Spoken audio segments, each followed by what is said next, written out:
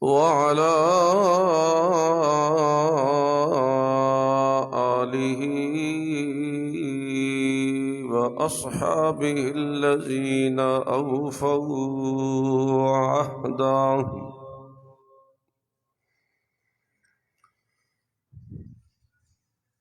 أما بعد فأعوذ بالله من الشيطان الرجيم. بسم الله الرحمن الرحيم.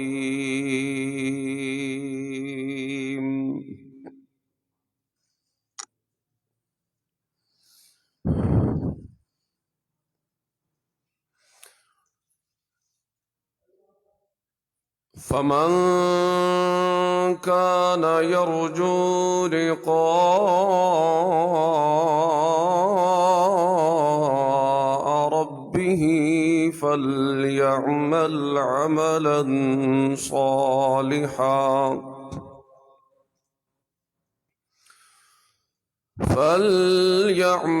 عملا صالحا ولا يشرك بعبادة ربه أحدا.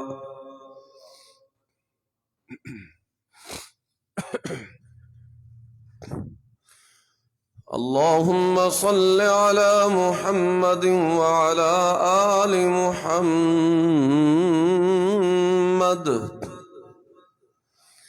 وبارك وسلم ثم صل عليه.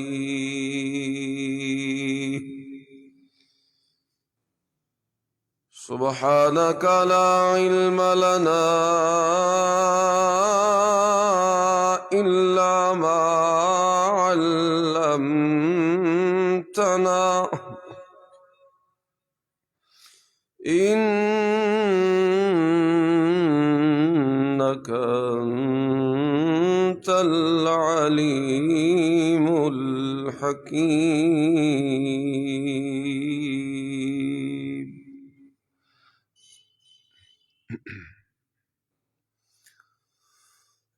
حضرات ذی وقار، دنیا میں مومن انسان کی جو اصل منزل ہے، جس کے لیے وہ جیتا بھی ہے اور مرتا بھی ہے،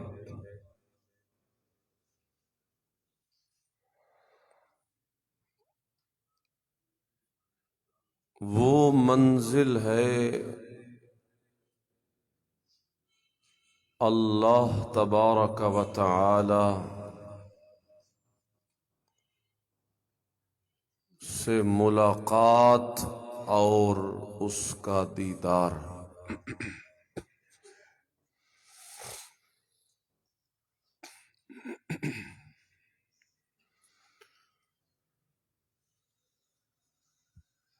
ملاقات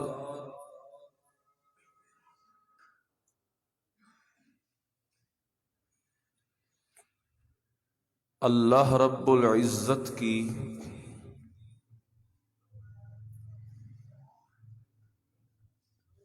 مومن کی آخری خواہش ہوتی ہے۔ اس سے بڑی کوئی خواہش مومن کے دل میں نہیں ہوتی۔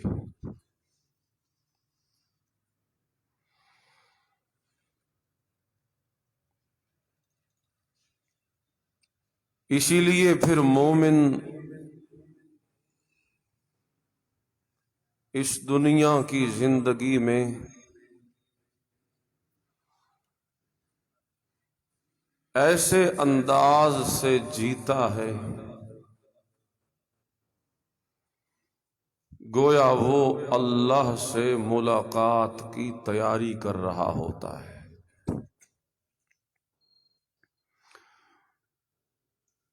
اور جس کے دل میں اللہ سے ملنے کی خواہش ہی نہیں ہوتی،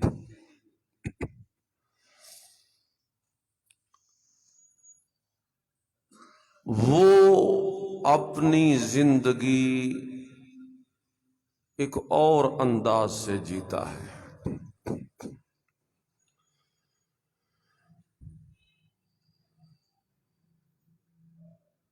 یہی وجہ ہے کہ اللہ رب العزت نے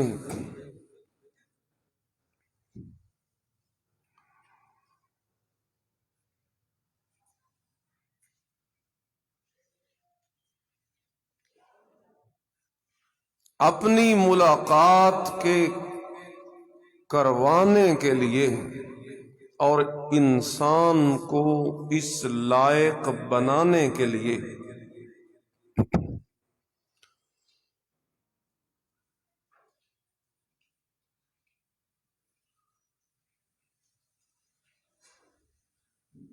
ایک ایسا روحانی سلسلہ انبیاء کرام علیہم السلام کی شکل میں شروع فرمایا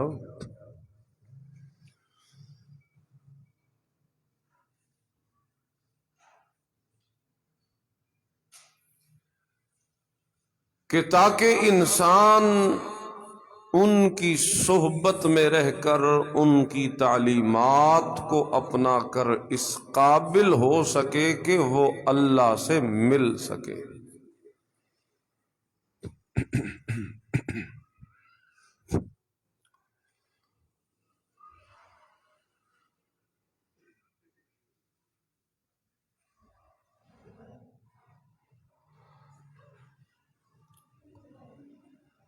پھر اس منزل کی، اس سفر کی ابتدا ہر نبی نے سب سے پہلے جس چیز سے فرمائی وہ ہے لا الہ الا اللہ۔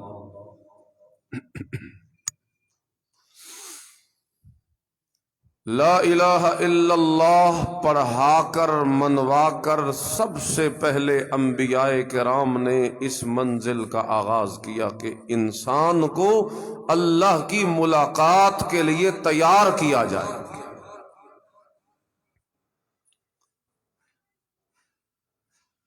تیاری کے لیے سب سے پہلے ضروری یہ تھا کہ اس انسان کو پاک کیا جائے، کہ ملاقات اللہ پاک سے ہے نا، تو سب سے پہلے اول یہ کام ہو کہ انسان کو پاک کیا جائے تاکہ وہ اس قابل تو اول بنے نا کہ وہ اللہ کی ملاقات کا اہل ہو۔ کیونکہ یہ تو آپ جانتے ہیں کہ انسان جس چیز سے بنا ہے وہ تو ناپاک ہے نا،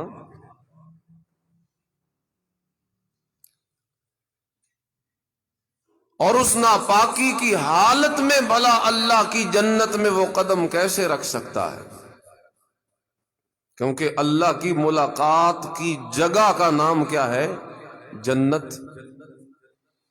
جنت میں جو پہنچے گا تو اللہ کی ملاقات وہاں جا کے کرے گا نا، تو وہ جگہ جہاں رب اپنا جلوہ دکھائے گا،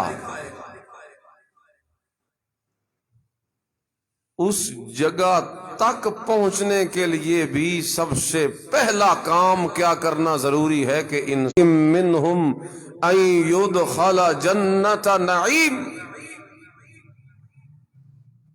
الہ العالمین فرماتے ہیں کیا لوگوں نے یہ گمان کر رکھا ہے اور یہ طمع دل میں پال رکھا ہے کہ ہم ایسے ہی سیدھے جنت میں داخل ہو جائیں گے؟ کلا، ہرگز نہیں۔ انا خلقناہم مما یعلمون،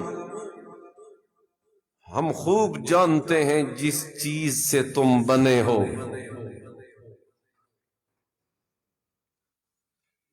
ہم خوب جانتے ہیں کہ جس چیز سے تم بنے ہو۔ اے نطفتن من نطفتن، ایک نطفے سے بنے ہو، ناپاک قطرے سے بنے، اور وہ جو نطفہ پلیت ہے، نطفتن قذرتن، بے وقت وہ جو قطرہ ہے جس سے تم بنے ہو، لا یلیق بالجنہ، وہ جنت جانے کے قابل نہیں ہو سکتا۔ اگر تم نے جنت جانا ہے تو سب سے پہلا کام تمہیں یہ کرنا پڑے گا کہ اپنے وجود کو پاک کرو، اور فرمایا پاک تم تب ہوو گے جب یہ مان جاؤ گے کہ اشہد اللہ الہ الا اللہ، لا یلیق بالجنت الا بالایمان۔ یہ نطفہ قذرہ جنت کے لائق نہیں ہو سکتا، مگر تب ہو سکتا ہے جب ایمان قبول کرے۔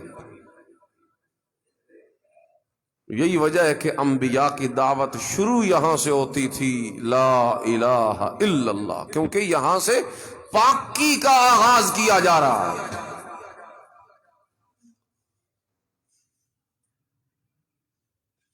لا الہ الا اللہ کیا ہے؟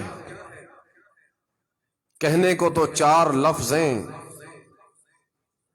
لیکن ان 4 لفظوں کا کمال یہ ہے کہ یہ انسان کے اندر جا کر اندر کی صفائی کر دیتے،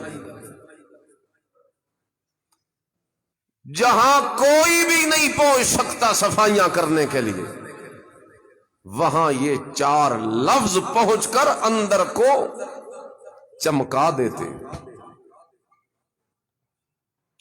دل چمکتا ہے تو اسی کلمے سے چمکتا ہے۔ ما ارسلنا من قبلك من رسول الا نوحی الیہ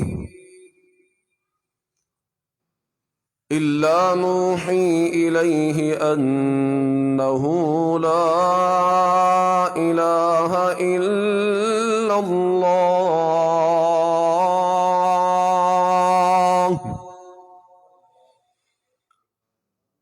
لا الہ الا انا فاعبدون۔ جتنے بھی نبی اور رسول آئے ہیں، ہر نبی اور رسول اسی کلمے کے ذریعے پاک کرتا گیا دنیا کو۔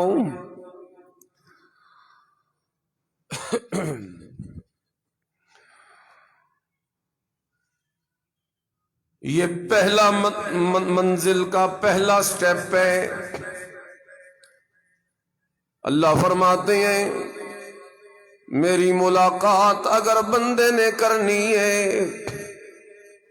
تو پہلا کام یہ کرے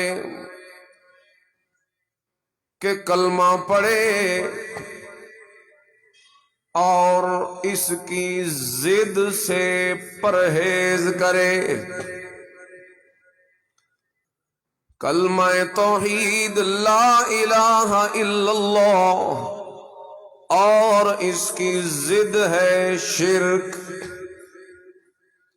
جن رستوں سے شرک آتا ہے انسان کی زندگی میں، داخل ہونا چاہتا ہے، ان رستوں پہ بھی اللہ پابندی لگاتے ہیں۔ سورہ سبا 22ویں پارے کی سورت سبا، اس کا نمبر بھی 22 ہے، آیت نمبر 22۔ وہاں اللہ رب العزت شرک کے 4 رستوں پہ پابندی لگاتے ہیں۔ قُلِ ادْعُوا الَّذِينَ زَعَمْتُم مِّن دُونِ اللَّهِ لا يملكون مثقال ذرة في السماوات ولا في الأرض۔ پہلا رستہ یہ ہے شرک کا کہ یہ عقیدہ بنے کہ اللہ بھی مالک ہے، اللہ کے سوا غیر اللہ بھی مالک ہے، وہ بھی دے سکتا ہے، یہ بھی دے سکتے ہیں، اس کے پاس بھی علم غیب ہے، ان کے پاس بھی علم غیب ہے، وہ بھی خزانوں کا مالک ہے، یہ بھی خزانوں کے مالک ہیں، وہ بھی بگڑیاں بنا سکتا ہے، یہ بھی بگڑیاں بنا سکتے ہیں، وہ بھی حاضر ناظر ہے، ہر جگہ پہ موجود ہے، اور یہ بھی حاضر ناظر ہے، ہر جگہ پہ موجود ہیں۔ یعنی وہ ساری طاقتیں جو میرے رب کے پاس ہیں، یہ عقیدہ رکھنا کہ وہ طاقتیں اللہ کے برگزیدہ بندوں کے پاس بھی ہیں، چاہے وہ انبیاء یا اولیاء یا نیک لوگ، پیر فقیر، جن یا فرشتے یا نوری یا ناری کوئی ہوں۔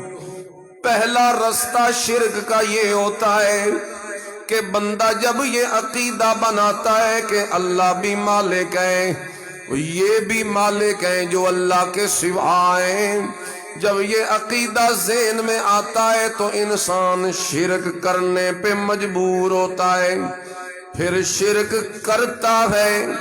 بنیاد پہلے دل میں بنتی ہے اس عقیدے کی شکل میں، شرک بعد میں کرتا ہے کہ جب یہ مالک ہیں تو پھر ان سے مانگوں۔ بنیاد پہلے آئی، شرک بعد میں ہوا۔ اللہ فرماتے ہیں یہ پہلا رستہ بھی میں بند کر رہا ہوں۔ لا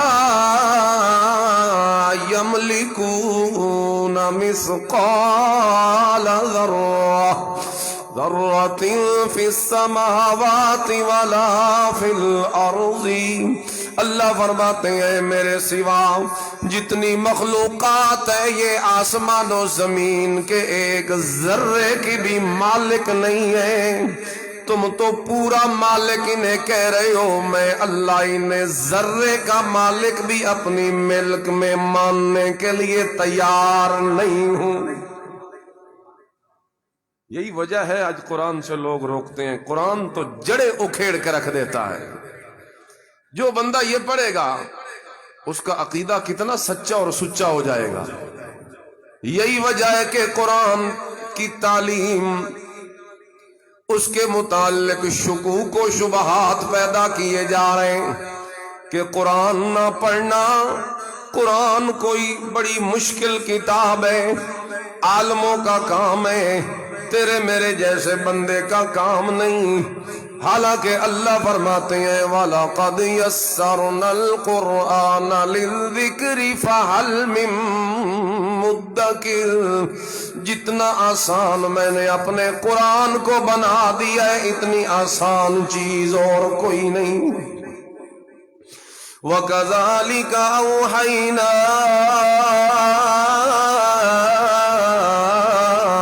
إِلَيْكَ روحا من امرنا۔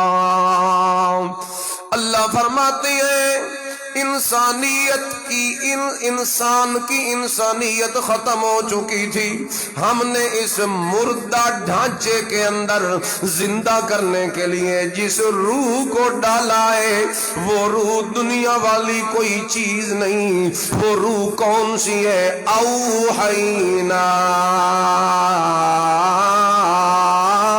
الیکا، وہ روح جو جسے ڈال کے میں نے مردہ انسانیت کے دلوں کو زندہ کیا ہے نا، وہ روح کوئی اور چیز نہیں، وہ روح میرا قرآن ہے۔ وہ روح کیا ہے؟ قرآن۔ حضور نے کس چیز کے ذریعے زندہ کیا تھا اس وقت کی دور جاہلیت کو؟ بتاؤ بھائی، کون سی کتاب تھی حضور کے پاس؟ طرح طرح کے نصاب اور طرح طرح کی کتابیں تو نہیں تھیں۔ میرے نبی کے نصاب میں کون سی چیز شامل تھی جی؟ قرآن۔ اگر قرآن اس وقت تاثیر دکھا سکتا ہے آج پرانا تو نہیں ہو گیا کہ ہم کہیں تاثیر ختم ہے، لہذا کسی نئی کتاب کی ضرورت ہے۔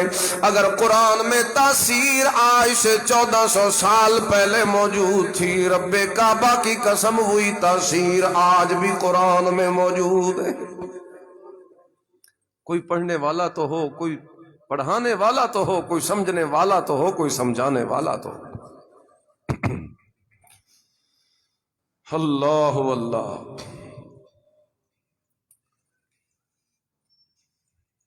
ہم نے اپنے دلوں کو گندا اتنا کر رکھا ہے کہ اب قرآن کی آیتیں وہ اثر انداز نہیں ہوتی، ناپاک کر رکھا ہے دلوں کو۔ دلوں کو پاک کیجیے، اللہ کی یاد سے بسائیے۔ جب اللہ کی یاد دلوں میں بسے گی، رب کعبہ کی قسم دل زندہ ہوں گے، دل پاک ہوں گے۔ اللہ اکبر کبیرہ۔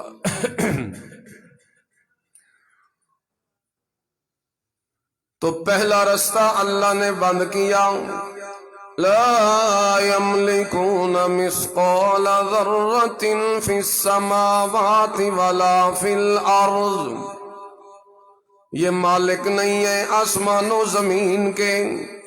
نمبر 2، وما لہم فیہما من شرک، ان کا کوئی حصہ بھی نہیں ہے میری ملکیت میں۔ حصہ جب مانا جاتا ہے تو اس حصے کے ماننے سے بھی شرک دل میں پلتا ہے، دل میں یہ خیال آتا ہے کہ اب مانگوں، پورا مالک نہیں تو کم از کم مالک کا شریک ہے، کچھ کر سکے گا۔ اللہ فرماتے ہیں ما لہم فیہما من شرک، ان کا کوئی حصہ بھی میرے ساتھ نہیں ہے، کوئی کسی قسم کی شراکت نہیں ہے۔ اور نمبر 3، وما لہ منہم من ظہیر، یہ میرے معاون مددگار بھی کوئی نہیں، کیونکہ مدد مانگنا تو کمزوری ہوتی ہے اور میں اللہ تو کمزوریوں سے پاک ہوں۔ اور چوتھی چیز یہ ہے، لا تنفع الشفاعۃ عنده الا لمن اذن له، یہ جناب میرے سامنے کوئی ایسا جبر بھی نہیں کر سکتے کہ مجھ سے زبردستی کام کروا لیں۔ نہ یہ مالک ہیں، نہ میرے شریک ہیں، نہ میرے مددگار ہیں، نہ میرے ساتھ زور چلانے والے ہیں۔ یہی 4 چیزیں ہوتی ہیں کسی سے اپنا کام کروانے کے لیے۔ اول تو وہ مالک ہو تو کر سکتا ہے، یا مالک کا شریک ہو تو پھر بھی کر سکتا ہے، یا مالک کا مددگار ظہیر ہو تو پھر بھی کر سکتا ہے، یا اتنی طاقت ہو کہ مالک سے منوا کے مجبور کروا لے تو پھر بھی کر سکتا ہے۔ اللہ فرماتے ہیں یہ جو شرک کے 4 رستے ہیں میں بند کر رہا ہوں، اس لیے تم میں سے جس بندے نے ملاقات کرنی ہے میرے ساتھ، فمن کان یرجو لقاء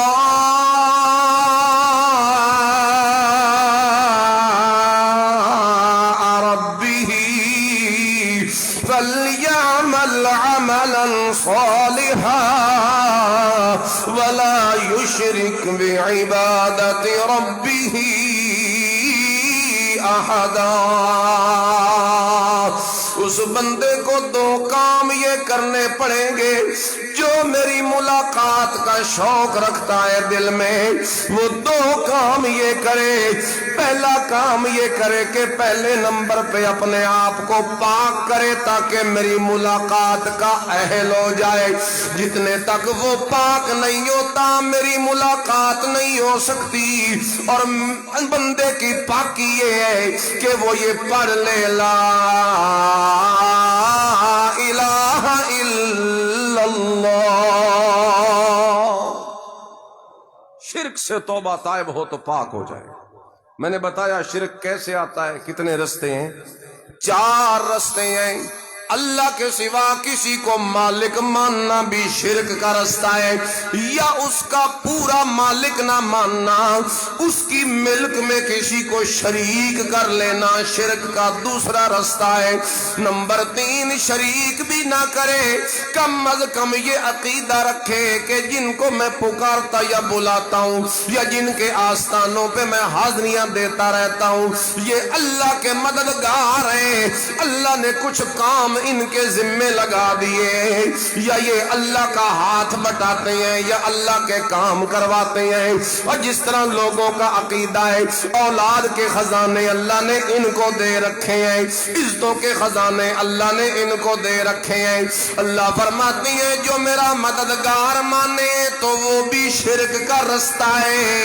اور نمبر 4، ایسا کوئی تعلق مخلوق میں میرے ساتھ بنا لینا کہ کوئی مخلوقات میں ایسا ہے جو مجھے مجبور کرے اور مجھ سے منوا لے، یہ عقیدہ رکھنا بھی شرک کا رستہ ہے۔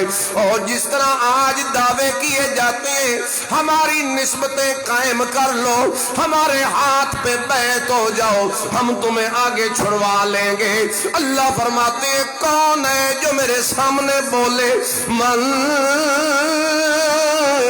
ذا الذی یشفع عنده الا باذنہ، میرے سامنے کون ہے جو سفارش کرنے کی طاقت رکھتا ہو، وہاں تو کسی کو لب کھولنے کی بھی اجازت کوئی نہیں، لا یملکون منہ خطابا، وہاں تو کوئی اپنے لب بھی نہیں کھول سکے گا، جب لب کھولنا بھی اس کی اجازت کے بغیر ممکن نہیں ہوگا۔ مجھے بتاؤ پھر اور کون ہے جو وہاں چھڑوا سکے؟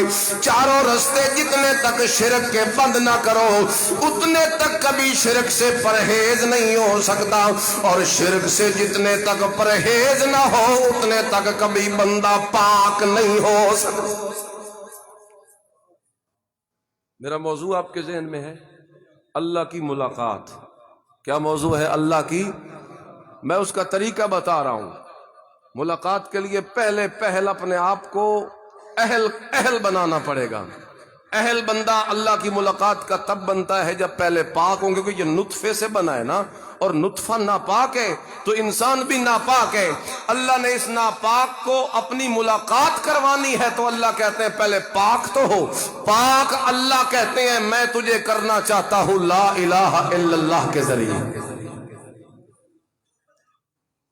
صرف زبان سے پڑھ لی اور پاک ہو گیا؟ نہیں، اس کا معنی سمجھو، اس کے اندر جو کچھ ہے اسے مانو۔ اس کے اندر کیا ہے کہ ہر طرح کی طاقتوں کا مالک صرف اکیلا، ہر طرح کے خزانوں کا مالک صرف اکیلا، ہر طرح کے علموں کا مالک صرف اکیلا، ہر طرح کی قدرتوں کا مالک صرف اکیلا، ہر طرح کے اختیارات کا مالک صرف اکیلا۔ اگر اللہ کے سوا کسی کو مالک مانو گے پھر بھی شرک، یا اس کی ملک میں کسی کو شریک مانو گے پھر بھی شرک، یا اس کا کسی کو مددگار مانو گے کوئی اس کا مددگار ہے پھر بھی شرک، یا کوئی جبری سفارشی مانو گے اس کا پھر بھی۔ ان 4 چیزوں سے بچاؤ اپنے آپ کو۔ اچھا، جب انسان پاک ہو جاتا ہے اب اللہ کہتے ہیں اے اہل تو ہو گیا ہے، لیکن اب شرط یہ ہے فَلْيَعْمَلْ عَمَلًا صَالِحًا، اب شرط یہ ہے کہ اہل تو ہو گیا، پاک تو ہو گیا، لیکن اس پاکی کو اپنی موت تک برقرار اگر رکھ سکتا ہے تو نیک اعمال کے ذریعے رکھ سکتا ہے۔ پاک تو ہو گیا لیکن اگر اب اس کی فکر نہ کرے اور وہ ایمان کا جو بیج ڈال دیا دل میں، بوٹا لگا دیا، اس بوٹے کو اگر پانی نہ دے، نماز سے، روزے سے، حج سے، زکوٰۃ سے، صدقے سے، خیرات سے، نفلوں سے، تہجدوں سے، ذکر سے، اگر نیک اعمال کے ذریعے اسے پانی نہ دے وہ تو مرجھا جائے گا، اور اگر تیری موت تک تیرا وہ ایمان کا بوٹا جس پہ اللہ کی ملاقات ہونی تھی وہ مرجھایا ہوا ہو، پھر بھی ملاقات خطرے میں۔ اگر اس کی ملاقات کرنی ہے تو اللہ فرماتے ہیں فَلْيَعْمَلْ عَمَلًا صَالِحًا، پھر تجھے تسلسل کے ساتھ اپنی موت تک نیک عمل کرنے پڑیں گے۔ دو ہی تو چیزیں بتائیں، کوئیڑیاں اکھیاں نہیں آ رہی۔ اگر گناہ میں مزہ ہے، رب کعبہ کی قسم اس کی اطاعت میں بھی مزہ ہے۔ کوئی مزہ لینے والا تو ہو، ہے اس کی اطاعت میں مزہ۔ اگر اس کی اطاعت میں مزہ نہ ہوتا، یہ جتنے دنیا میں اللہ کے عاشق اور محبوب گزرے ہیں یہ کبھی اللہ کے محبوب نہ بنتے، عشق نہ کرتے۔ ساری ساری رات اس کے لیے کون جاگتا ہے؟ نیند کو چھوڑ کر وہی جاگتا ہے جسے مزہ آتا ہے۔ کاروبار چھوڑ کر اس کے لیے آتا وہی ہے جسے اس کے سامنے سجدہ کرنے میں مزہ آتا۔ خود کمائے ہوئے میں سے اس کا حصہ نکال دینا وہی کر سکتا ہے جسے نکالنے میں مزہ آتا۔ اگر بد نظری میں مزہ ہے، زنا میں مزہ ہے، گناہ میں مزہ ہے، اور یہ کیا مزہ ہے؟ یہ تو خارشی مزہ ہے۔ لگے رہو، ہاتھ اٹھاؤ گے تو خون نکلا ہوا ہوگا، تباہی ہوئی ہوگی۔ اور اس کا مزہ، اس کی عبادت کا مزہ، یہ ایسا مزہ ہے کہ اس کی حلاوت انسان دل میں محسوس کرتا ہے۔ الا بذکر اللہ تطمئن القلوب۔ اب آپ بھی اور جگہ ہے۔ الا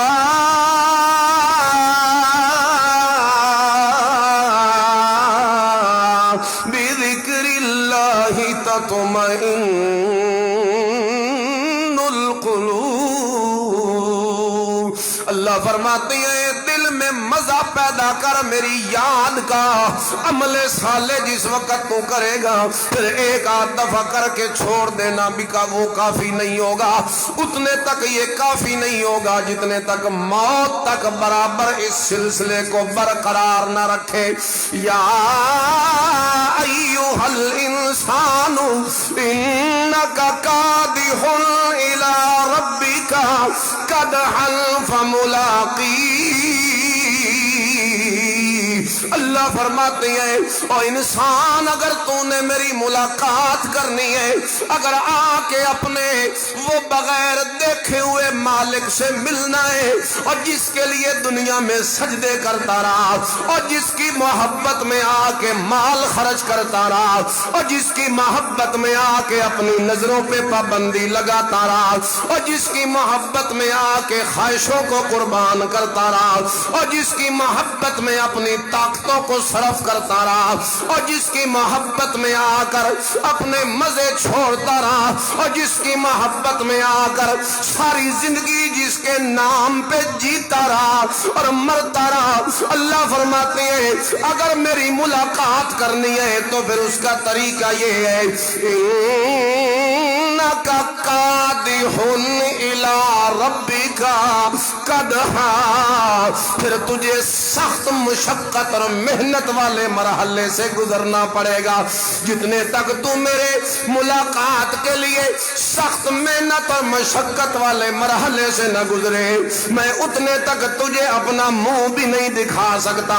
اگر تو نے میرے ساتھ ملاقات کرنی ہے تو پھر مسلسل عمل کرنا شرط قرار دے دیا۔ اس لیے ہم اپنی حالت دیکھیں، نماز کا پوچھو تو کہتے ہیں جی میں فجر کی پڑھتا ہوں، باقی پوچھو تو جی باقی تو رہ جاتی ہے۔ زکوٰۃ کا پوچھو جی تو کہتا ہے میں 100 روپیہ روزانہ صدقہ کرتا ہوں۔ حج کا پوچھو جی تو کہتا ہے میں بیوی کو ساتھ لے کے جاؤں گا۔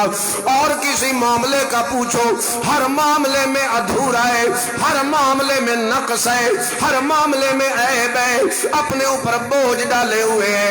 زندگی میں جو نماز نمازیں قضا کی، ان کی کوئی قضا نہیں کرتا، کچھ بھی نہیں کرتا۔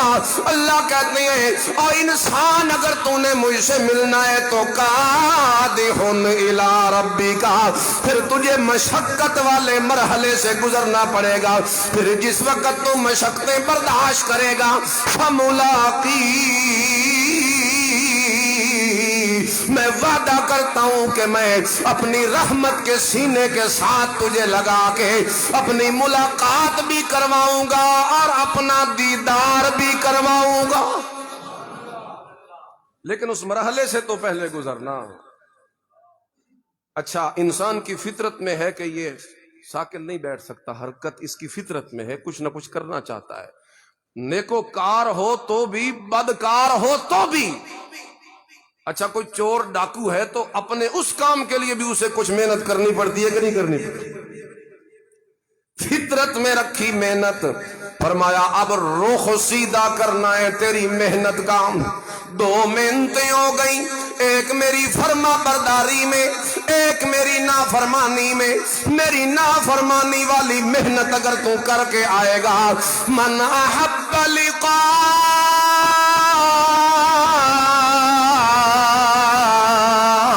اللہ احب اللہ لقاءہ، ومن کرہ لقاء اللہ کرہ اللہ لقاءہ۔ اللہ فرماتے ہیں، میرے نبی کی حدیث ہے، جو بندہ اللہ سے ملنا پسند کرے اور اس کے لیے محنت کرتا رہے تو اللہ بھی اس سے ملنا پسند کر لیتا ہے، اور جو بندہ اللہ سے ملنے کا خواہش مند نہ ہو، یعنی اس کی ملاقات والی محنت نہ کرے، تو پھر اللہ بھی اس بندے کو منہ لگانا بھی پسند نہیں کرتا۔ اور یہ بڑی بدبختی ہے کہ اللہ کی ملاقات نہ ہو۔ اس لیے دنیا کی منزل تو اصل وہ سفر ہے جو ہم مرحلے کاٹ رہے ہیں، اس منزل کے بعد اصل جو آگے مقصود ہے وہ اللہ کی ملاقات ہے۔ دو چیزیں اس کے لیے شرط قرار دی ہے، پہلی چیز ہے کہ اپنے آپ کو پاک کر، وہ ہے لا الہ الا اللہ سے، دوسری چیز ہے اپنے آپ کو پاک رکھ، وہ ہے موت تک عمل کے ذریعے۔ پاک ایمان سے ہوگا، اور یہ پاکی اپنی موت تک قائم تب رہ سکتی ہے جب نیک عمل کرنے والا ہو جائے۔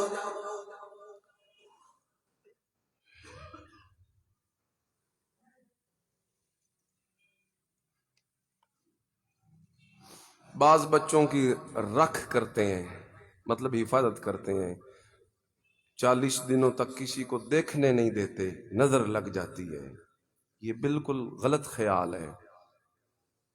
تکلیف آنی ہے تو بھی اللہ کی طرف سے آنی ہے، صحت آنی ہے تو بھی اللہ کی طرف سے آنی ہے۔ اس لیے اس حساب سے یہ عقیدہ دل میں رکھنا کہ کوئی بندہ نظر لگا دیتا ہے، یہ غلط ہوگا، اس طریقے سے یہ نہیں ہو سکتا جی، یہ غلط نظریہ ہے۔ پتہ نہیں نیچے کیا لکھا ہے، سمجھ نہیں آ رہی۔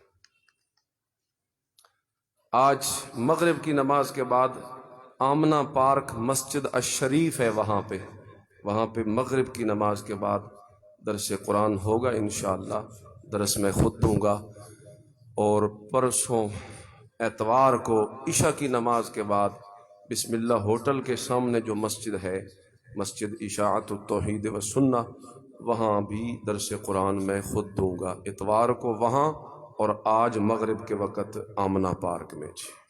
سنتے ادا کر